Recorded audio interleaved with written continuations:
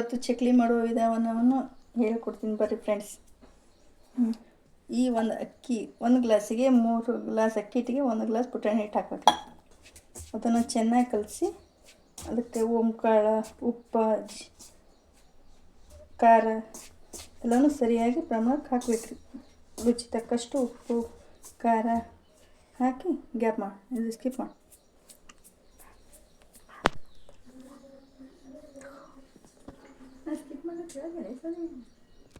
ಖಾರ ಪುಡಿ,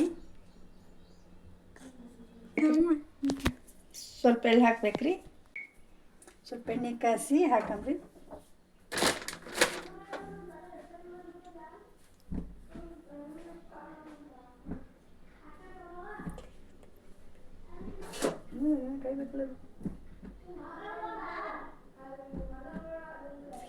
ಕಾಯಿ ಹಾಕಿಡಮ್ರಿ. ಈಗ ಎಣ್ಣೆ ಕಾಯ್ದಿದ್ರೆ ಹಾಕಂಬ್ರಿ. ಒಂದು ಸ್ವಲ್ಪ ಎಣ್ಣೆ ಕಾಸಿದ ಎಣ್ಣೆ ಹಾಕಿದ್ರೆ ಪಳ ಆಗ್ತಾವ್ರಿ.